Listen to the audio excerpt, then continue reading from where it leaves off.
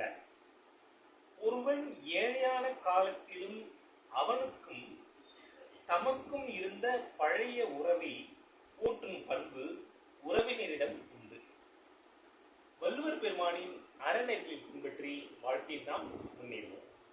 ஸ்ரீ காஞ்சிமகா பெரியவா அருளிய தெய்வத்தின் குரல். ஆனந்தம் எங்கே? நமக்கு எண்ணி முடியாத ஆசைகள் இருக்கின்றன.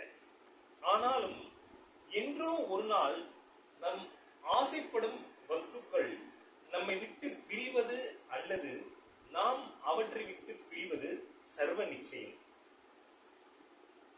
மரணத்தின் மூலம் இந்த பிரிவு ஏற்படாமல் அதற்கு முந்தி நாம ஆசைகளை ராஜினாமா செய்து விட்டு விட்டால் அத்தனை ஆனந்தமாய் இருக்கலாம். அதாவது ஆசைகளை நாம் விட்டுவிட்டால் நாம் ஆனந்தமாக இருக்கலாம். ஏன்னா எல்லா துன்பத்திற்கும் காரணம் ஆசை இல்லையா?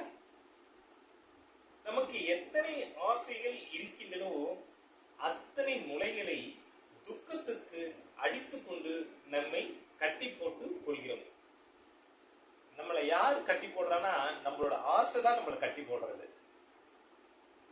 எதோட கட்டி போடுறது? துன்பத்தோட. ஆசைகளை குறைக்க குறைக்க துக்கமும் குறையும்.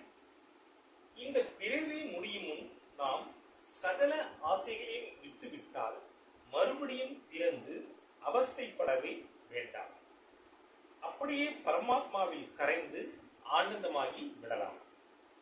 மனிதன் மற்ற விலங்குகளை விட விசேஷ ஞானம் உடையவன் என்று பெருமைப்படுகிறோம். ஆனால் இவன் மட்டும் அவற்றை விட விசேஷமாக என்ன செய்து விடுகிறான்? நாயும் நரியும் கரப்பான் பூச்சியும் கூடத்தான் சாப்பிடுகின்றன, சந்ததி விருத்தி செய்கின்றன, சாகின்றன. பொதுவாக மனிதனும் இதற்கு மேல் ஏதும் செய்வதாக தெரியவில்லை. அப்பொழுது இவனது விசேஷ ஞானத்தில் பெருமைப்படுவதற்கு என்ன இருக்கிறது? எல்லாவற்றிலும் பெரிய ஞானம் நிலைத்த ஆனந்தத்துக்கு வழிகொண்டு அறிவதுதான். நிலைத்த ஞானம், நிலைத்த ஆனந்தம் எது என்பதை அறிவதுதான் மனிதனாக பிறந்ததற்கு அடையாளமாகும். மனிதன் இப்படிப்பட்ட நிலைத்த ஆனந்தத்தை பெறுகிறானா? நிலைத்த ஆனந்தம் மனிதனிடம் இருக்கின்றன? இல்லை.